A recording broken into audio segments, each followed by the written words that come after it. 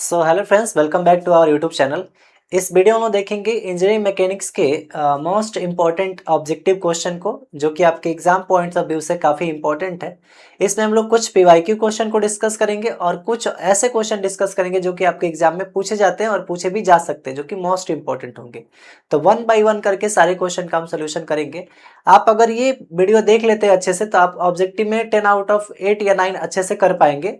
तो चलिए one by one करके इसका सोल्यूशन हम लोग स्टार्ट करते हैं। तो फर्स्ट क्वेश्चन से स्टार्ट करते हैं हम लोग। यहाँ पे देखिए सबसे पहला क्वेश्चन, फर्स्ट क्वेश्चन क्या है, वेक्टर क्वांटिटीज इज आर। तो पहला तो यहाँ पे वेक्टर क्वांटिटी है। तो वेक्टर क्वांटिटी क्या होता है, जिसके पास मैग्नीट्यूड और डायरेक्शन दोनों होता है। तो अब देखते हैं किसके पास मैग्नीट्यूड और डायरेक्शन दोनों होता है। तो देखिए एक्सिलरेशन, एक्सिलरेशन में क्या होता है, मैग्नीट्यूड भी होता है और डायरेक्शन भी होता है। तो दोनों चीज इसमें होता ही है। डिस्प्लेसमेंट में भी क्या होता है, मैग्नीट्यूड आपका होगा और साथ में इसमें डायरेक्शन भी होता है। तो ये दोनों तो आपके वेक्टर क्वांटिटी हो ही जाएंगे। वेलोसिटी क्या होता है आपका, डिस्प्लेसमेंट पर यूनिट टाइम। अब आपको पता है कि डिस्प्लेसमेंट जो है वो एक वेक्टर क्वांटिटी है, तो वेलोसिटी भी क्या हो जाएगा, एक वेक्टर क्वांटिटी हो जाएगा। तो ये तीनों एक तरह का वेक्टर क्वांटिटी है। तो यहाँ पे क्या हो जाएगा आपका, all of this correct answer हो जाएगा। चलिए नेक्स्ट क्वेश्चन पे चलते हैं। तो अगला क्वेश्चन है, mechanical advantage for compound machine comprising of two simple machine 1 and 2। तो अगर दो सिंपल मशीन को जोड़ देते हैं तो उसमें मैकेनिकल एडवांटेज का क्या रिलेशन होता है। तो मान के चलिए कि किसी एक मशीन का मैकेनिकल एडवांटेज जो है, मैकेनिकल एडवांटेज ऑफ मशीन 1 का मान लेते हैं कि 1 है और दूसरे मशीन का मैकेनिकल एडवांटेज जो है वो मान के चलिए 2 है। तो अगर इसका कंबाइंड मैकेनिकल एडवांटेज बताना है तो उस कंडीशन में क्या करना होता है, दोनों के मैकेनिकल एडवांटेज को आपस में क्या करना होता है, गुणा करना होता है। तो अगर आपको कंप्लीट मैकेनिकल एडवांटेज निकालना है, जितने ही मशीन आपको दिया, अगर 3 दिया रहता तो तीनों को गुणा कर देंगे। तो ऐसे यहाँ पे क्या होगा, मैकेनिकल एडवांटेज जो होगा, mechanical advantage of machine 1 multiply mechanical advantage of machine 2। तो करेक्ट आंसर यहाँ पे फर्स्ट वाला ऑप्शन ही हो जाएगा। अगले क्वेश्चन पे आते हैं। If an area has an axis of symmetry then dash dash. तो क्या बोला है, if it an area has an axis of symmetry. Symmetry का मतलब होता है कि अगर मान लीजिए आप इस फिगर को, ये एक फिगर है, इसको बीच में से हम काटे कहीं से और फिर इसे फोल्ड किए, तो वो दोनों एक दूसरे पे क्या हो गया, फोल्ड होके कहीं भी साइड नहीं छोड़ा। मतलब जितना साइड इधर का था उतने ही जाके उस पर चिपक गया, कोई भी एक्स्ट्रा एड्ज नहीं बचा या कोई भी एक्स्ट्रा पार्ट नहीं गया। तो उस कंडीशन में उस एक्सिस के अबाउट वो सिमेट्री होता है। तो ये किस कंडीशन पे होता है, तो उस कंडीशन में ध्यान रखना है, if first moment about the axis is zero. तो फर्स्ट मोमेंट उसका क्या होना चाहिए, जीरो होना चाहिए। और दूसरे कंडीशन में क्या होना चाहिए, सेंट्रो जो इसका it's centroid lies on the axis. तो सेंट्रोइड जो है वो एक्सिस पे लाई करना चाहिए। तो दोनों कंडीशन फुलफिल होना चाहिए, तब क्या होगा, वो एक जो आपका ऑब्जेक्ट होगा वो किसी लाइन या किसी एक्सिस के अबाउट सिमेट्री होगा। तो बोथ ए और बी ऑप्शन यहाँ पे क्या हो जाएगा, करेक्ट आंसर हो जाएगा। नेक्स्ट क्वेश्चन है आपका। तो अगला क्वेश्चन में क्या पूछा गया है, for an ideal machine. Ideal machine के केस में आप ध्यान रखेंगे, अगर आपका पास आइडियल मशीन दिया है, आइडियल मशीन के केस में क्या होता है, इफिशियंसी 100% होता है। इफिशियंसी इसका क्या एज्यूम किया जाता है, 100%। तो इफिशियंसी 100% होने का क्या मतलब है, आपको पता है कि अगर सिंपल मशीन है तो इफिशियंसी का क्या फॉर्मूला होता है, mechanical advantage by velocity ratio. अब ये 100% इफिशियंसी तभी होगा जब ये दोनों बराबर हो। तो उस कंडीशन में आपका मैकेनिकल एडवांटेज जो है वेलोसिटी रेशियो के बराबर होता है, जो कि ऑप्शन नंबर बी यहाँ पे करेक्ट हो जाएगा। अगला क्वेश्चन है, the X coordinate of the centroidal of a quarter circular of radius R. तो क्वार्टर सर्कल अगर है तो क्वार्टर सर्कल कुछ इस तरह का होगा। तो इसका एक्स कोऑर्डिनेट जो होगा, मान लीजिए यहां से हम एक्स कोऑर्डिनेट अगर लेते हैं, यहाँ पे एक्स कोऑर्डिनेट, तो ये क्या होता है 4r/3 होता है। कितना होता है, 4r/3। तो यहाँ पे करेक्ट आंसर हो जाएगा फर्स्ट वाला ही, 4r/3 यहाँ पे करेक्ट आंसर हो जाएगा। चलिए नेक्स्ट क्वेश्चन पे चलते हैं हम लोग। तो इसका 4r/3 हो जाएगा। अगला क्वेश्चन देखते हैं। यहाँ पे देखिए आपसे पूछा गया है कोलिनियर फोर्सेस से क्वेश्चन है यहाँ पे। तो यहाँ पे बोला है कोलिनियर फोर्सेस। कोलिनियर का मतलब क्या है, ऐसे फोर्स जो एक ही लाइन में लाई कर रहे हो। तो ऐसे फोर्स जो एक ही लाइन में लाई कर रहे होंगे उसके बारे में आपको बताना है। तो यहाँ पे क्या होगा, जैसे कि आप देखते हैं ऑप्शन में, are concurrent at a point, concurrent नहीं होंगे, lies on the same line, बिल्कुल यही ऑप्शन करेक्ट हो जाएगा क्योंकि वो कोलिनियर फोर्स है।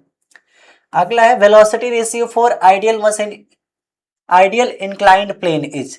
तो ratio for ideal inclined plane, तो अगर आइडियल इंक्लाइंड प्लेन है तो उस कंडीशन में जो आपका वेलोसिटी रेशियो होता है वो 1/sin अल्फा होता है, इसको ध्यान रखना है। Velocity ratio for ideal inclined plane के केस में 1/sin अल्फा होता है, इसको आपको ध्यान रखना है। अगले क्वेश्चन पे चलते हैं। If the resultant of two concurrent force is zero, मतलब दो कंकरेंट फोर्स है। कंकरेंट का क्या मतलब होता है कि एक ही पॉइंट पे लगने वाले फोर्स, जो पॉइंट सारे एक ही पॉइंट पे मीट कर रहे हो, अगर उसका रिजल्टेंट हम निकालें और रिजल्टेंट अगर जीरो आ गया, देन टू फोर्सेस आर, तो दो फोर्सेस क्या कहलाएंगे। तो देखिए, अगर उसका रिजल्टेंट जीरो, मतलब मान लीजिए ऊपर से लगने वाला फोर्स जो है वो नीचे से लगने वाले फोर्स के बराबर है, तो उस कंडीशन में क्या होगा, उस कंडीशन में क्या होगा कि मैग्नीट्यूड उन दोनों का, देखिए यहाँ पे मैग्नीट्यूड, इस फोर्स का मैग्नीट्यूड 10 न्यूटन है तो इसका भी 10 न्यूटन होना चाहिए, तब जाके क्या होगा, इसका रिजल्टेंट जीरो हो जाएगा, क्योंकि ऊपर से आने वाला फोर्स माइनस नीचे से जाने वाला फोर्स इस कंडीशन में जीरो होगा। और बट अपोजिट इन डायरेक्शन होगा, जो ऊपर से आएगा और एक नीचे से जाएगा, तो डायरेक्शन एक दोनों का क्या होगा, अपोजिट होगा। तो क्या होगा, इक्वल इन मैग्नीट्यूड ओनली नहीं, equal in magnitude and same in direction बिल्कुल नहीं, डायरेक्शन क्या होना चाहिए, डिफरेंट होना चाहिए। Equal in magnitude and opposite in direction, option number C यहाँ पे करेक्ट आंसर हो जाएगा। तो यहाँ पे इस क्वेश्चन का करेक्ट आंसर क्या हो गया आपका, ये सी नंबर। अगले क्वेश्चन पे चलते हैं। तो नेक्स्ट क्वेश्चन देखिए यहाँ पे, अगला क्वेश्चन है, at the time of impeding motion the static friction force is, तो impeding motion के कंडीशन में स्टैटिक फ्रिक्शन का जो वैल्यू होता है उस कंडीशन में क्या होता है, आसन गति जो होता है उस कंडीशन में स्टैटिक फ्रिक्शन का वैल्यू होता है सबसे ज्यादा होता है, मैक्सिमम होता है। तो इसको आपको ध्यान रखना है, इस कंडीशन में क्या होता है, मैक्सिमम होता है। अगले क्वेश्चन पे चलते हैं। तो अगला क्वेश्चन है, the velocity ratio for differential screw jack is dash dash compare to simple screw jack. तो देखिए, सिंपल स्क्रू जैक होता है उस कंडीशन में वेलोसिटी रेशियो कम होता है, क्योंकि वो कम राइज और फॉल कराता है। उस कंडीशन में वेलोसिटी रेशियो का क्या फॉर्मूला होता है, y/x। तो इस कंडीशन में y तो आपका इफोर्ट का डिस्टेंस हो और x आपका लोड का डिस्टेंस डबल किया गया पार्ट है। तो इसके बीच में जो है अगर सिंपल मशीन का देखा जाए तो उस कंडीशन में कम होता है एज कंपेयर टू डिफरेंशियल। तो डिफरेंशियल का क्या होगा, ज्यादा होगा as compare to simple machine, तो हाइयर इसमें करेक्ट आंसर हो जाएगा। अगला क्वेश्चन है, centre of mass and centre of gravity of rigid body dash dash coincide with each other. तो यहाँ पे centre of mass and centre of gravity पूछा गया है। तो ये जो होता है इस कंडीशन में कोइंसाइड विथ ईच अदर, किस तरह से कोइंसाइड है, तो यहाँ पे इसका करेक्ट आंसर आपको बताना है ये किस तरह से कोइंसाइड है। तो अगर रिजिड बॉडी कोई है तो रिजिड बॉडी के केस में क्या होता है, ये ऑलवेज एक दूसरे के क्या होते हैं, ऑलवेज क्या होते हैं, सेम होते हैं। किस कंडीशन में, जब आपका रिजिड बॉडी है तब ऑलवेज कोइंसाइड। अगला है, the point through which the weight of the body acts is called. तो वह पॉइंट जिस पॉइंट के अबाउट किसी बॉडी का पूरा वेट, मान लीजिए उस बॉडी का पूरा वेट जो है टंगा हुआ है या पूरा वेट उस पर डिपेंडेंट है, तो उसे हम लोग बोलते हैं centre of gravity. Centre of gravity के अबाउट ही हम लोग क्या करते हैं, किसी बॉडी का पूरा वजन उसके अबाउट लगा हुआ होता है। जैसे कि हमारा बॉडी का वेट हो गया पूरे सेंटर ऑफ ग्रेविटी के अबाउट है। अगला है, the mathematical statement of triangle law. तो ट्राइंगल लॉ का मैथमेटिकल स्टेटमेंट क्या है, तो ट्राइंगल लॉ जो होता है एक तरह का क्या होता है, साइन लॉ होता है। कौन सा लॉ होता है, साइन लॉ। तो करेक्ट आंसर यहाँ पे क्या हो जाएगा, साइन लॉ हो जाएगा। अगला क्वेश्चन है, the Lami's theorem is applicable for.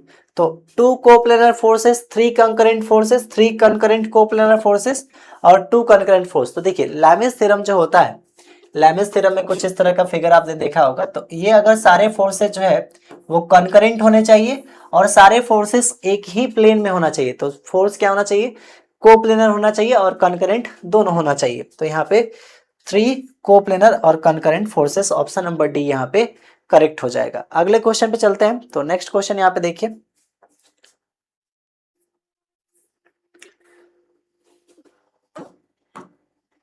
अगला क्वेश्चन है 15 number, statically determine beam is dash dash are. तो स्टैटिकली डिटरमाइन जो बीम है इसमें से कौन कौन से है ये पूछा जा रहा है। तो स्टैटिकली डिटरमाइन जो बीम होता है वो एक तरह का कैंटिलीवर बीम होता है, इसको आपको ध्यान रखना है। कौन सा बीम होता है, कैंटिलीवर बीम। अगला क्वेश्चन है dash dash is contact force, तो इसमें कौन कांटेक्ट फोर्स है? Gravitational force, magnetic force, friction force या ऑल ऑफ दिस? तो कांटेक्ट फोर्स यहाँ पे कौन कौन सा आपका हो जाएगा? तो यहाँ पे dash dash is contact forces, तो कांटेक्ट फोर्सेस इसमें फ्रिक्शन तो कांटेक्ट से ही होता है, और ग्रेविटेशनल फोर्स हो गया आपका ड्यू टू ग्रेविटी होता है, और यहाँ पे मैग्नेटिक फोर्स बोला है, तो मैग्नेटिक फोर्स तो आप मैग्नेट से भी बनाया जा सकता है, तो यहाँ पे फ्रिक्शन फोर्स होना चाहिए। कांटेक्ट फोर्स अगर आपसे पूछा है तो करेक्ट आंसर यहाँ पे क्या हो जाएगा? फ्रिक्शन फोर्स हो जाएगा। अगला क्वेश्चन है the tangent of angle of friction is, तो एंगल ऑफ फ्रिक्शन का जो टेंजेंट होता है उसे हम लोग क्या बोलते हैं? तो एंगल ऑफ फ्रिक्शन का जो टेंजेंट होता है उसे हम लोग कोफिशिएंट ऑफ फ्रिक्शन बोलते हैं, इसको ध्यान रखना है। क्या होता है इसमें? Coefficient of friction. अगला क्वेश्चन है beam width one and fixed and other and free, तो एक एंड फिक्स और एक एंड फ्री हो, जैसे मान के चलिए एक एंड ये फिक्स हो गया और अदर आपका ये फ्री है, तो इसको बोलते हैं हम लोग कैंटिलीवर बीम। तो क्या हो जाएगा इसमें correct answer? Cantilever beam. Option number यहाँ पे सी हो जाएगा। नेक्स्ट क्वेश्चन पे चलते हैं। तो अगला क्वेश्चन देखिए यहाँ पे, अगला क्वेश्चन है a beam hinge at both and restricts, बोला है कि दोनों सिरों पर टिका एक बीम को प्रतिबंधित करता है। तो ये जो दोनों सिरों से हिंज हो बीम, उसे हम लोग क्या, उस तरह से जो हिंज होता है, सॉरी, दोनों सिरों से अगर बीम को हिंज कर दिया जाए तो वो किसको रेसिस्ट करेगा या किसको रोकेगा? तो वो ट्रांसलेशन मोशन को क्या करेगा? रोक देगा। ट्रांसलेशन जो मोशन होने वाला होगा उसको वो रोक देगा। अगला क्वेश्चन है a force F1 with inclined 45 degree from horizontal direction, तो एक फोर्स जो है हॉरिजॉन्टल डायरेक्शन से 45 डिग्री जो है इंक्लाइंड है, F1 मान लेते हैं फोर्स है, in horizontal direction is 50 Newton, the magnitude of F1 in vertical direction. तो बोला है a force F1 with inclined 45 degree from horizontal direction, magnitude of F1 in horizontal direction is 50। तो horizontal direction में इसका magnitude कितना है? 50 है। तो आपको बताना है then the magnitude of F1 in vertical direction. तो देखिए इस फोर्स F1 का 50 न्यूटन वैल्यू है, सॉरी ये आपका हॉरिजॉन्टल डायरेक्शन में 50 न्यूटन वैल्यू है, तो आपको बताना है वर्टिकल डायरेक्शन में कितना होगा। तो यहाँ पे वर्टिकल डायरेक्शन में इसका क्या वैल्यू होगा? सही, F1 का वैल्यू आपके 50 दे रखा है, सॉरी ये जो आपका वैल्यू इसी का 50 दे रखा है, तो आपको ये हॉरिजॉन्टल डायरेक्शन हो गया और ये वर्टिकल डायरेक्शन हो गया। तो यहाँ पे देखिए 45 डिग्री का एंगल है, तो जिसके साथ 45 डिग्री है, अच्छा यहाँ पे तो ये 45 हो गया, एक मिनट जरा सा देखते हैं। A force F1 with inclination 45 degree from horizontal direction, magnitude of F1 in horizontal direction is 50 degree. ठीक है, ये F1 का मैग्नीट्यूड हॉरिजॉन्टल डायरेक्शन में यहाँ पे 50 न्यूटन है और ये F1 फोर्स है, तो वर्टिकल डायरेक्शन में बताना है। तो यहाँ पे देखिए अगर हम इसमें वैल्यू निकालना चाहते हैं तो इसको इस तरह से क्या लिखेंगे? F1 cos 45, अगर हॉरिजॉन्टल डायरेक्शन लेंगे तो F1 cos 45 और एक इसके बराबर है 50 के, तो F1 यहाँ से क्या निकलेगा? 50 cos 45। तो ये तो आपका F1 का वैल्यू हो गया 50 cos 45, लेकिन आपको निकालना क्या है? वर्टिकल वाला। तो वर्टिकल वाला निकालने का क्या तरीका है? तो वर्टिकल अब जब निकालेंगे तो वर्टिकल फोर्स अगर आप निकालेंगे तो उस कंडीशन में देखिए एंगल जिसके साथ बन रहा है उसके अपोजिट में क्या लेते हैं? साइन, तो वो हो जाएगा F1 साइन थीटा। F1 आपका आया फोर्स कितना? 50 cos 45 into sine theta, theta की जगह पे कितना है? 45 डिग्री, तो यहाँ पे 45। अब साइन 45 का वैल्यू 1/√2 और cos 45 भी 1/√2, तो दोनों एक तरह से कैंसल आउट हो जाएगा, तो इसका आंसर कितना आएगा? 50 न्यूटन, जो कि करेक्ट आंसर इसमें हो जाएगा 50 न्यूटन। तो इसका करेक्ट आंसर आपका क्या हो जाएगा? 50 न्यूटन। नेक्स्ट क्वेश्चन पे चलते हैं, हो जाएंगे। चलिए नेक्स्ट क्वेश्चन पे आते हैं हम लोग। तो अगला क्वेश्चन यहाँ से देखिए, अब अगला क्वेश्चन जो है ये भी आपका क्या है? एक PYQ रिलेटेड ही क्वेश्चन सारे हैं, तो इसको हम लोग 1 बाय 1 करके डिस्कस करते हैं। चलिए अगला क्वेश्चन है यहाँ पे, अगला क्वेश्चन है यहाँ पे वेरिगनेस theorem state that the moment of force about any point is equal to the sum of moment of the component of force about the same point। तो ये बिल्कुल ट्रू स्टेटमेंट है। वेरिगनेस थ्योरम का स्टेटमेंट आपको बहुत अच्छे से याद रखना है, एग्जाम में आपके सब्जेक्टिव में बहुत ये पूछा जाता है। तो ये एक तरह से क्या है, ट्रू स्टेटमेंट है। अगला है dash dash branch of mechanic deals with the body at rest और moving at constant velocity where dash dash branch of mechanical deal with the motion of the body under the action of force। तो देखिए deals with body at rest, तो rest की जब भी बात करें तो वो कौन सा हो जाएगा, स्टैटिक आ जाएगा। यहाँ पे क्या आएगा, स्टैटिक आएगा। और अगर मोशन की बात करा जाए तो मोशन की बात करा जाए तो उस कंडीशन में डायनेमिक आएगा। तो यहाँ पे क्या आएगा आपका, डायनेमिक। अगले क्वेश्चन पे चलते हैं। तो नेक्स्ट क्वेश्चन देखिए क्या पूछा गया है, dash dash is the type of force system which consists of force line of action intersect at the common point। तो कॉमन पॉइंट पे उसके फोर्स जो है लाइन इंटरसेक्ट करते हैं, किसी एक पॉइंट पे इंटरसेक्ट करते हैं, तो उसे हम लोग कंकरेंट फोर्स सिस्टम बोलते हैं, कंकरेंट फोर्स सिस्टम। तो करेक्ट आंसर यहाँ पे ये वाला हो जाएगा। नेक्स्ट क्वेश्चन पे चलते हैं। तो अगला क्वेश्चन देखिए यहाँ पे, ये मैच द फॉलोइंग वाला क्वेश्चन है। क्वेश्चन में क्या पूछा गया है, match the column A to column B. पहला है इक्विलिब्रियम, तो इक्विलिब्रियम। दूसरा है सिंपली सपोर्टेड बीम। तो सिंपली सपोर्टेड बीम क्या होता है, सपोर्ट एट बोथ एंड। तो ये तो इसका तो आपका opposite, sorry, simply supported beam क्या होता है, सपोर्टेड एट बोथ एंड, क्योंकि सिंपली सपोर्टेड बीम कुछ इस तरह का होता है। तो बोथ एंड पे इसमें सपोर्ट दिया जाता है, दोनों तरफ सपोर्ट होता है। और एक क्या है आपका इक्विलिब्रियम। इक्विलिब्रियम का क्या मतलब है, sum of all forces and moment equal to zero. तो बिल्कुल इसका जो होगा फर्स्ट का ये बी ऑप्शन हो जाएगा। इक्विलिब्रियम में आपको तीन कंडीशन ध्यान रखना है, summation of horizontal force zero होता है, summation of vertical force zero होता है, और summation of moment about any point is zero. तो वो इक्विलिब्रियम का कंडीशन है। इसका डेफिनेशन भी आपको याद रखना है, सब्जेक्टिव पॉइंट ऑफ व्यू से काफी इंपॉर्टेंट है।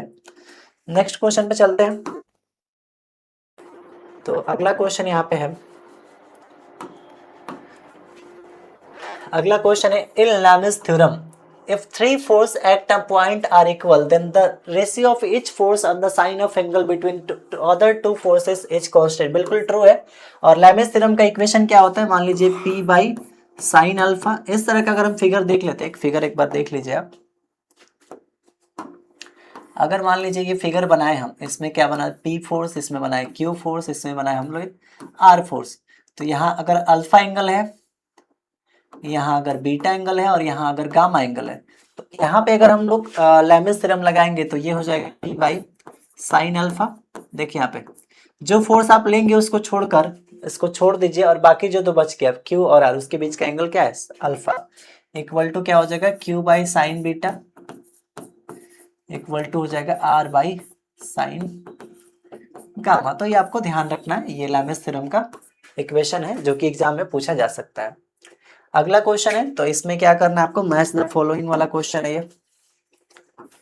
देखिए पहला क्या है, एंगल ऑफ रिपोज, और दूसरा एंगल ऑफ फ्रिक्शन। तो एंगल ऑफ रिपोज जो होता है, angle at which a body start flying, बिल्कुल ये एंगल ऑफ रिपोज जो होगा इसका बी हो जाएगा। The angle at which a body start sliding down an inclined plane. तो किसी इंक्लाइंड प्लेन पे जब body just start slide down करना शुरू कर रहा होगा तो उस कंडीशन को बोलते हैं एंगल ऑफ रिपोज। अगला क्या है, एंगल ऑफ फ्रिक्शन। तो एंगल ऑफ फ्रिक्शन क्या होता है, the angle between the normal force and the normal friction force.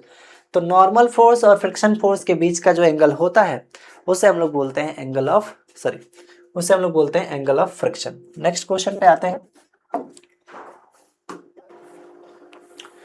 तो अगला क्वेश्चन है यहाँ पे,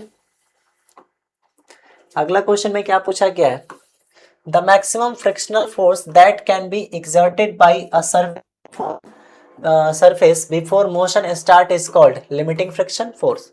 तो बोला है कि the maximum frictional force that can be exerted by a surface before motion start is called limiting friction। तो अगर मोशन नहीं स्टार्ट हो रहा है उससे पहले का जो फ्रिक्शन होता है, क्या हम लोग उसको लिमिटिंग फ्रिक्शन बोलते हैं। तो बिल्कुल, जब कोई बॉडी जस्ट स्लाइड डाउन करने वाला होता है उससे पहले का जो भी फ्रिक्शन होता है वो एक तरह का लिमिटिंग फ्रिक्शन हो जाता है। आगे क्वेश्चन है, A rectangle of length L lies on x-axis and width W lies on y axis. तो देखिए एक रेक्टेंगल है, इस तरह का मान लीजिए एक रेक्टेंगल है, इसका विड्थ कितना है आपका, लेंथ L है यहाँ पे, और हाइट इसका कितना है, W है। ये y एक्सिस पे इसका हाइट है और x एक्सिस पे इसका विड्थ है। Then the centroid is located. तो सेंट्रोइड इसका कहाँ पे होगा, सिंपल सी बात है, सेंट्रोइड इसका कहीं बीच में सेंटर पे ही होगा। तो x में तो ये L है, तो L का हो जाएगा L/2, और y में W है तो उसका हो जाएगा W/2। तो L/2, W/2 इसका करेक्ट आंसर हो जाएगा। तो correct answer option number B हो जाएगा, L/2, W/2। नेक्स्ट क्वेश्चन है, in single purchase crab, single purchase crab या सिंपल मशीन में आपको पढ़ना होता है, the mechanical advantage is achieve using. तो मैकेनिकल एडवांटेज कैसे अचीव किया जाता है, किस चीज को यूज करके किया जा सकता है। तो यहाँ पे आपको करेक्ट आंसर बताना है किस तरह से उसको अचीव किया जा सकता है मैकेनिकल एडवांटेज। तो जब आप लीवर सिस्टम उसमें लगा देते हैं तो आप क्या कर सकते हैं, मैं हाई से हाई मैकेनिकल एडवांटेज पा सकते हैं। तो इसको आपको ध्यान रखना है। नेक्स्ट क्वेश्चन पे चलते हैं। तो अगला क्वेश्चन है इसमें, देखिए नेक्स्ट क्वेश्चन क्या है, a self locking machine is a machine that can not reverse its operation under load. बिल्कुल, तो यहाँ पे क्या है, सेल्फ लॉकिंग मशीन का क्या मतलब होता है कि self locking machine is machine that can not reverse it's opposite under the load. तो जब लोड लगा हुआ रहता है तो अपोजिट डायरेक्शन में नहीं आता अगर वो सेल्फ लॉकिंग मशीन है तो। आई होप आपको ये क्वेश्चन में क्लियर हो गया होगा। नेक्स्ट क्वेश्चन पे हम लोग चलते हैं।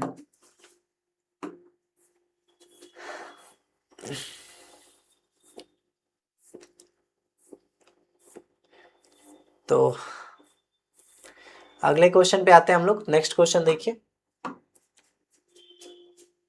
अगला क्वेश्चन जो है,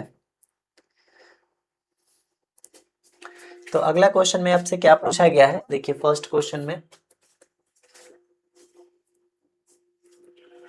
फर्स्ट क्वेश्चन में है the component of force is dash dash.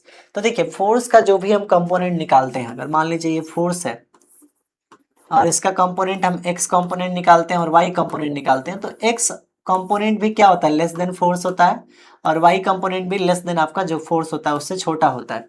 तो ऑलवेज जो कंपोनेंट होते हैं, फोर्स जो होता है उससे छोटा ही होता है, always less than its magnitude.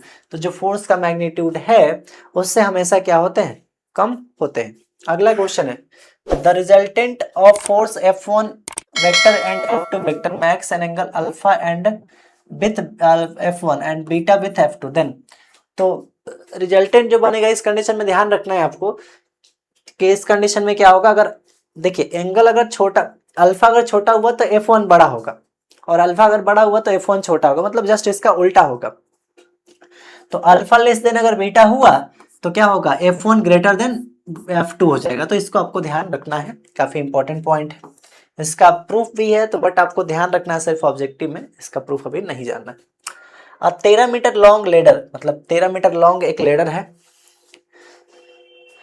Place against a smooth vertical wall with its lower end 5 metre from the wall, the value of coefficient of friction between ladder and floor so that its remain in equilibrium.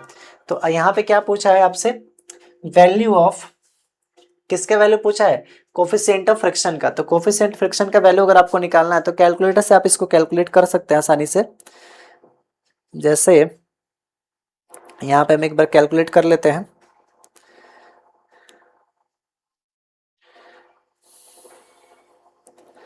तो यहाँ पे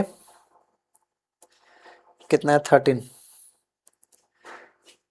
तो यहाँ पे आपको क्या करना, figure के थ्रू ऐसे कैलकुलेट करेंगे तो 0.28 ही आएगा, बट यहाँ पे 13 मीटर लॉन्ग है।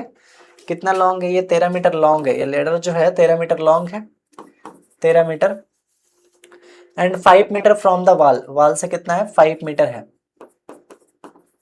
ठीक है। तो ये तो आपका 12 हो जाएगा। अब बोला है कोफिशिएंट ऑफ फ्रिक्शन, तो कोफिशिएंट ऑफ फ्रिक्शन अगर आपको निकालना है, कोफिशिएंट ऑफ फ्रिक्शन जिसको म्यू बोलते हैं, तो क्या होता है, tan 5 होता है, और उसका वैल्यू निकालना है, ये सॉरी ये आपका 5 होगा और ये आपका क्या हो जाएगा 12। तो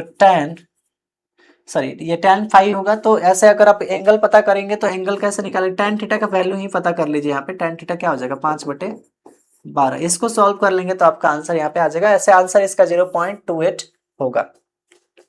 अगला क्वेश्चन है, body of weight W is placed on rough inclined plane. एक बॉडी जो है उसका वेट क्या है, W है, और उसको इंक्लाइंड प्लेन पे रख दिया गया है। The inclination from the plane with the horizontal is greater than the angle of friction the body will be. तो इंक्लिनेशन क्या बोला है, the inclination plane horizontal is greater than the angle of friction. Angle of friction से अगर ज्यादा है, तो अगर एंगल जो इंक्लिनेशन आप बनाए हैं वो एंगल ऑफ फ्रिक्शन से भी ज्यादा हो गया, तो आपका बॉडी क्या हो जाएगा, जस्ट यहाँ से मूव कर जाएगा। तो क्या हो जाएगा यहाँ पे, मूव किस डायरेक्शन में मूव करेगा, अब नीचे की तरफ गिरेगा ना, तो मूव आपका डाउनवर्ड हो जाएगा। अगले क्वेश्चन पे आते हैं। तो नेक्स्ट क्वेश्चन यहाँ पे है, द नॉन कॉन्करेंट फोर्स में भी, द नॉन कॉन्करेंट फोर्स क्या क्या हो सकते हैं, कोप्लेनर हो सकते हैं, नॉन कोप्लेनर हो सकते हैं, बोथ है इन भी। तो देखिए कॉन्करेंट का क्या मतलब है, एक पॉइंट पे आना चाहिए, और कोप्लेनर का क्या मतलब है कि एक ही प्लेन में आना चाहिए। तो अब अगर नॉन कॉन्करेंट बोला है तो जरूरी थोड़ी है कि वो प्लेन में नहीं हो सकता या प्लेन से बाहर नहीं हो सकता, तो वो क्या हो सकता है, कोप्लेनर भी हो सकता है और नॉन कोप्लेनर दोनों हो सकता है। तो बोथ यहाँ पे बी और ए और बी दोनों करेक्ट आंसर हो जाएगा। नेक्स्ट क्वेश्चन है, two forces act an angle of 120 degree. तो दो फोर्सेस है, वो मान के चलिए कि इसके बीच का एंगल कितना है, 120 डिग्री है। If the greater force is 50 Newton, मान लीजिए बड़ा जो फोर्स है वो 50 न्यूटन है, and their resultant is perpendicular to the smaller force. तो स्मॉलर फोर्स जो है यहाँ पे मान के चलिए स्मॉलर फोर्स अगर F1 है, तो इसका रिजल्टेंट जो है यहाँ से परपेंडिकुलर है, इस पे क्या है, परपेंडिकुलर। मतलब यहाँ पे अगर आप देखेंगे तो ये पूरा 120 डिग्री है, लेकिन रिजल्टेंट यहाँ पे 90 डिग्री पे है। देन स्मॉलर फोर्स, तो यहाँ पे स्मॉलर फोर्स का वैल्यू पूछा जा रहा है, तो स्मॉलर फोर्स का वैल्यू क्या होगा। तो ये रिजल्टेंट क्या है, यहाँ पे परपेंडिकुलर है, रिजल्टेंट क्या है यहाँ पे, परपेंडिकुलर है। तो यहाँ पे आप देखिए, हाँ यहाँ पे क्वेश्चन था ये। तो देखिए इसके बीच का जो एंगल था वो कितना था, 120 डिग्री था, और रिजल्टेंट जो था ये छोटे, मान के चलिए F1 फोर्स है, ये 50 न्यूटन का फोर्स बड़ा वाला है, जिसको मान के चलते हैं कि ये बड़ा वाला फोर्स अगर F2 है, और ये कौन सा फोर्स है, F1 फोर्स है, और ये रिजल्टेंट है, और ये पूरे का एंगल जो था वो 120 डिग्री था, लेकिन सिर्फ इतना एंगल कितना है, 90 डिग्री। तो ये कितना गया, 30 डिग्री क्वेश्चन के अकॉर्डिंग। तो बोला है द स्मॉलर फोर्स है, तो स्मॉलर फोर्स का वैल्यू क्या होगा। तो उसके लिए सबसे पहले क्या कर लीजिए, रिजल्टेंट निकाल लीजिए। तो रिजल्टेंट कैसे बताएंगे, तो ये परपेंडिकुलर है, क्या है यहाँ पे, परपेंडिकुलर, इसके बीच का एंगल 30 है, तो ये हो जाएगा रिजल्टेंट इक्वल टू 50 cos 30, ये 50 और जिसके साथ एंगल होता है उसके साथ cos 30, तो 50 cos 30 आपका रिजल्टेंट हो गया। अब आपको क्या निकालना है, F1 निकालना है, तो इसके बीच का एंगल कितना है, 90 डिग्री। तो अगर आपको F1 निकालना है तो F1 मतलब स्मॉलर फोर्स जो होगा इक्वल टू कितना हो जाएगा, इक्वल टू हो जाएगा 50 cos 30 इंटू ये जिसके साथ एंगल 90 बना रहा है उसके साथ क्या लेंगे, साइन, सॉरी cos 90 लेंगे। यहाँ पे क्या लेंगे, यहाँ पे जिसके साथ एंगल उसके साथ, सॉरी रिजल्टेंट तो निकाल लिया, रिजल्टेंट कितना आ गया, 50 cos 30 आ गया, 50 cos 30 आ गया। तो अब 50 cos 30 हो गया, रिजल्टेंट उसका F2 फोर्स इतना है, F1 फोर्स निकालना है। तो इसमें इस रिलेशन क्या लगा सकते हैं कि रिजल्टेंट फोर्स क्या होता है, equal to F1 square plus F2 square plus 2 F2 cos theta. तो रिजल्टेंट आपका कितना है, 50 cos 30, cos 30 का वैल्यू क्या होता है, √3/2, तो 50 इंटू √3/2, तो कितना हो जाएगा, 25√3, कितना होगा ये, 25√3 होगा। अब 25√3 अगर होगा तो यहाँ पे रिजल्टेंट की जगह पे 25√3 रखेंगे, F1 स्क्वायर को F1 स्क्वायर ही रहने दीजिए, F2 आपको 50 है तो 50 का स्क्वायर कितना हो जाएगा, 2500 प्लस 2 F1 इंटू F2 का वैल्यू 50, तो 50 दूना 50 50 F1 into cos theta, theta किसके बीच का लेना है, ये दोनों फोर्स के बीच का एंगल, तो कितना है आपका, वो कितना है, वो है 120 डिग्री, 120 डिग्री। अब यहाँ पे क्या करेंगे, दोनों तरफ स्क्वायरिंग कर देंगे। तो दोनों तरफ जब स्क्वायरिंग करेंगे तो 25√3 का स्क्वायर 25 का हो जाएगा 625, और √3 का यहाँ पे 3 हो जाएगा, और इधर स्क्वायर करेंगे तो रूट हट जाएगा, तो यहाँ पे F1 का स्क्वायर बचेगा प्लस यहाँ पे 2500 प्लस यहाँ पे क्या हो जाएगा 50,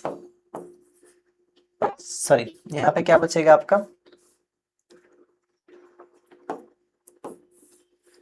प्लस यहाँ पे बचेगा 50।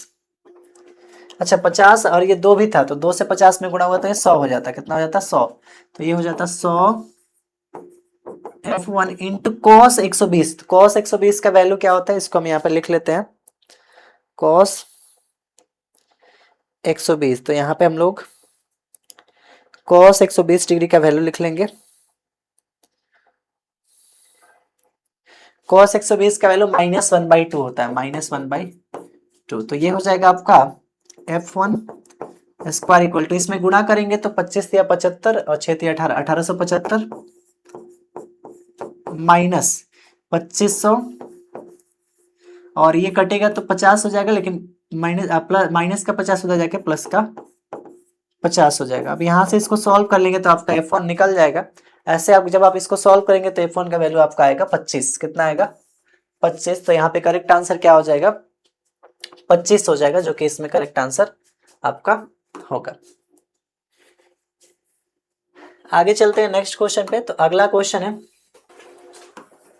A cubical block rests on inclined plane of mu equal to 1/√3. The angle of inclination where the block just slide down the inclined plane will be. तो यहाँ पे अगर आपको क्या निकालना है, एंगल वो निकालना है, तो सिंपल म्यू का वैल्यू दिया है तो म्यू इक्वल टू कितना है? म्यू इक्वल टू क्या होता है? tan फाई फॉर्मूला होता है। तो फाई अगर आपको निकालना है तो क्या हो जाएगा? tan इनवर्स म्यू हो जाएगा।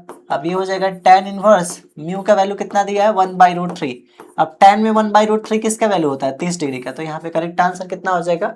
30 डिग्री। ऑप्शन नंबर बी इसमें करेक्ट हो जाएगा। अगला क्वेश्चन है, the value of kinetic friction is always smaller in the case of. तो काइनेटिक फ्रिक्शन जो होता है स्मॉलर कब होता है? किस केस में वो स्मॉलर होगा? यहाँ पे ये पूछा जा रहा है। तो स्मॉलर तभी होता है जब क्या हो आपका, कौन सा केस हो? Rolling case. रोलिंग फ्रिक्शन अगर हो तो उस कंडीशन में सबसे ज्यादा क्या होता है? स्मॉलर फ्रिक्शन होता है, सबसे कम फ्रिक्शन होता है। The large and smaller diameter of differential wheel and axle are 80 mm and 70 mm respectively. Velocity ratio wheel, तो डिफरेंशियल एक्सल यहाँ पे क्या है? डिफरेंशियल व्हील एंड एक्सल है, तो इसका वेलोसिटी रेशियो का फॉर्मूला आपको पता होना चाहिए। velocity ratio for differential axle wheel, इसका फॉर्मूला आपको पता होना चाहिए। अगर इसका फॉर्मूला अगर आपको पता रहेगा तो आराम से इसको क्या कर सकते हैं? आप सॉल्व कर सकते हैं। ऐसा इसका फॉर्मूला ध्यान रखना है, क्या होता है? 2d1/d1 minus d2। तो d1 क्या है? इसका आंसर में थोड़ा सा डाउट है, ऐसा आंसर इसका 38 दिया है, इसको आपको ध्यान रखना है। अगले क्वेश्चन पे आते हैं। अगला, a certain lifting machine having same mechanical advantage and velocity ratio, then the machine must be। तो क्या है यहाँ पे? same mechanical advantage and velocity ratio। तो मैकेनिकल एडवांटेज और वेलोसिटी रेशियो सेम अगर है तो उस कंडीशन में वो कौन सा मशीन होता है? उस कंडीशन में हो जाता है आइडियल मशीन। अगला क्वेश्चन देखते हैं। सो नेक्स्ट क्वेश्चन यहाँ पे क्या है? अगला क्वेश्चन है, a simply supported beam of length 6 metre carry a couple of moment of 60 kilo newton at mid span, the support reaction will B.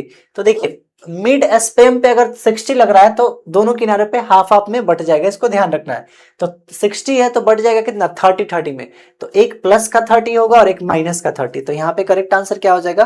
Plus का 30 किलो न्यूटन और माइनस का 30 kilo Newton. Option number D में दे रखा है plus का 30 और minus का 30 kilo Newton. अगले क्वेश्चन पे आते हैं। सो नेक्स्ट क्वेश्चन यहाँ पे क्या पूछा गया है? नेक्स्ट क्वेश्चन पूछा है, the load A will be lifted bye effort 12 Newton. मान लीजिए कोई लोड ए है जो कि किसी फोर्स से लिफ्ट किया जा रहा है 12 न्यूटन से। वेलोसिटी रेशियो यहाँ पे 18 है। Efficiency of machine eight load is 60%। तो 60% लोड के केस में एफिशिएंसी जो होगा उस कंडीशन में क्या होगा? तो यहाँ पे हो जाएगा, इसका आंसर ऐसे 129.6 होगा। बट कैसे होगा इसको देख लीजिए। लोड ए है, लोड आपका क्या मान लीजिए? लोड डब्ल्यू अगर मान लेते हैं, डब्ल्यू का वैल्यू कितना दिया है यहाँ पे? ए दिया है। यहाँ पे बोला है एफर्ट लिफ्टेड बाय 12 न्यूटन, तो पी इक्वल टू कितना है? 12 न्यूटन है। वेलोसिटी रेशियो यहाँ पे कितना है आपका? वेलोसिटी रेशियो यहाँ पे 18 है। और इफिशियंसी कितना है 60% है। तो इफिशियंसी क्या होता है, mechanical advantage by velocity ratio. तो एफिशिएंसी 60%, 60% का क्या मतलब है 0.60। Mechanical advantage W by P होता है, W का वैल्यू A है बाई P कितना है 12 बाई वेलोसिटी रेशियो कितना है 18। अब ये इधर गुणा हो जाएगा तो 18 छः के 108 होगा, तो मतलब 10.8 इधर हो जाएगा इक्वल टू A बटा 12। तो A इजिकल टू क्या हो जाएगा 10.8 गुणा में कितना 12, तो 12 से इसमें गुणा कर देंगे तो यही आंसर आएगा 129.86 इसका आंसर हो जाएगा। The maximum efficiency of lifting machine is. तो लिफ्टिंग मशीन का मैक्सिमम इफिशियंसी क्या होता है, मैक्सिमम इफिशियंसी निकालने का तरीका, तो ये सॉरी मैक्सिमम इफिशियंसी जो होता है 1/m इंटू वेलोसिटी रेशियो होता है, इसको ध्यान रखना है 1/m इंटू वेलोसिटी रेशियो इसमें करेक्ट आंसर हो जाएगा। अ बीम सपोर्टेड वन और more than two support is called. तो एक बीम जो है दो सपोर्ट से ज्यादा इस पर लगा हुआ है तो उस तरह के बीम को हम लोग कंटिन्यूअस बीम बोलते हैं। क्या बोलते हैं, कंटिन्यूअस बीम। दो से ज्यादा अगर किसी बीम में सपोर्ट है तो कंटिन्यूअस बीम हो जाता है। The Lami's theorem is applicable only for. तो लैमिस थ्योरम अभी बताया था हम लोग कोप्लेनर और कंकरेंट फोर्स के लिए अप्लीकेबल है। नेक्स्ट क्वेश्चन देखते हैं हम लोग। तो अगला क्वेश्चन यहाँ पे है dash dash are the example of statically indeterminate beam. तो स्टैटिकली इनडिटर्मिनेट बीम, इनडिटर्मिनेट यहाँ पे पूछा है। तो स्टैटिकली इनडिटर्मिनेट बीम कौन सा होता है, तो ये होता है फिक्स और कंटिन्यूअस बीम। इनडिटर्मिनेट इसको डिटरमाइन नहीं किया सकता, तो फिक्स बीम हो गया, एक फिक्स बीम हो गया और एक क्या है आपका कंटिन्यूअस बीम। तो बोथ ए एंड सी यहाँ पे करेक्ट आंसर हो जाएगा। अगला है the centroid of semi circular plate. Semi circular plate का जो सेंट्रोइड होता है of 60 centimetre diameter from its base. तो सेमी सर्कुलर प्लेट का सेंट्रोइड पूछा जा रहा है। तो सेमी सर्कुलर प्लेट कुछ इस तरह से होगा और इसका डायमीटर कितना है 66 है। तो डायमीटर 66 है यहाँ पे, तो रेडियस 33 हो जाएगा यहाँ पे। अच्छा, अब इसका सेंट्रोइड पूछा है तो सेंट्रोइड कहीं यहाँ पे होगा, सेंट्रोइड कहीं यहाँ पे होगा। अब उस कंडीशन में सेंट्रोइड होता क्या है, तो यहाँ पे देखेंगे अगर इस एक्सिस के अबाउट तो ये 4r/3 होता है 3 पाई। तो 4 r का वैल्यू 33/3 इंटू यहाँ पे क्या है पाई, पाई की जगह पे 22/7 रखेंगे तो 7 ऊपर चला जाएगा। 11 दूना 22, 11 तिया 33, 2 दूना 4, 3 से 3 कट जाएगा, 2 सती कितना हो जाएगा 14। तो करेक्ट आंसर यहाँ पे कितना आएगा 14 सेंटीमीटर, जो कि ऑप्शन नंबर बी में यहाँ पे दे रखा है। अगले क्वेश्चन पे आते हैं 18 नंबर पे। Unit of first moment of area of any given plane. तो फर्स्ट मोमेंट ऑफ एरिया का जो यूनिट होता है वो क्या होता है, तो ये फर्स्ट मोमेंट ऑफ एरिया का यूनिट हमको ध्यान रखना है कि सेंटीमीटर क्यूब होता है। सेकेंड मोमेंट आएगा तो सेंटीमीटर का पावर 4 बन जाता है। अगला क्वेश्चन है centre of mass and centre of gravity of rigid body. तो सेंटर ऑफ मास और centre of gravity for rigid body क्या होता है, ऑलवेज क्या होता है कोइंसाइड होता है, जो कि हमने अभी पढ़ा भी था पिछले वाले क्वेश्चन में। तो always coincide with each other. अगला इसमें क्वेश्चन है the centre of gravity of solid right circular cone lies on its axis at height of. तो हाइट कितना पे लाइट करता है h/4 पे। सॉलिड सर्कुलर कोन है अगर तो कोन कंडीशन में h/4 होता है, इसको याद रखना है। तो नेक्स्ट क्वेश्चन पे हम लोग अब चलते हैं। तो अगले क्वेश्चन पे हम लोग आते हैं।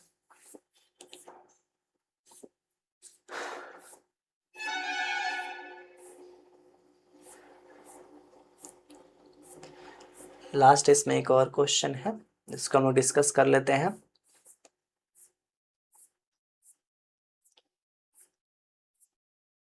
चलिए नेक्स्ट क्वेश्चन यहां से देखिए। अगला क्वेश्चन आपसे पूछा गया है, तो अगले क्वेश्चन पे हम लोग देखते हैं। अगला क्वेश्चन क्या है, dash dash is scalar quantity. तो स्केलर क्वांटिटी कौन है, जिसके पास सिर्फ मैग्नीट्यूड हो डायरेक्शन नहीं हो। तो फोर्स मास वेलोसिटी डिस्प्लेसमेंट, तो सिर्फ इसमें क्या हो जाएगा मास करेक्ट इसका आंसर हो जाएगा। मास इज स्केलर क्वांटिटी, मास यहाँ पे क्या है स्केलर क्वांटिटी है, तो करेक्ट आंसर यहाँ पे क्या हो जाएगा आपका मास हो जाएगा। नेक्स्ट क्वेश्चन पे आते हैं। तो अगला क्वेश्चन है 1 न्यूटन इज इक्वल टू, तो देखिए 1 न्यूटन जो होता है इसको 10 का पावर 5 डाइन बोला जाता है, तो करेक्ट आंसर क्या हो जाएगा 10 का पावर 5, 10 का power 5 dyne. The resultant of force to P2 force है P and Q and angle theta उसके बीच का है, तो इसका फॉर्मूला क्या होता है P square plus Q square plus 2PQ cos theta. Option number ये फर्स्ट वाला ही करेक्ट है। अगला है a beam which is fixed at one and and free at other and known है, तो एक एंड पे फिक्स और एक एंड पे फ्री है उसको क्या हम लोग फिक्स एंड बोलते हैं, तो नहीं बिल्कुल उसको कैंटिलीवर बीम बोलते हैं, तो ये तो आपका फॉल्स स्टेटमेंट है, यहाँ पे क्या है फॉल्स स्टेटमेंट है। अगला क्वेश्चन देखते हैं हम लोग,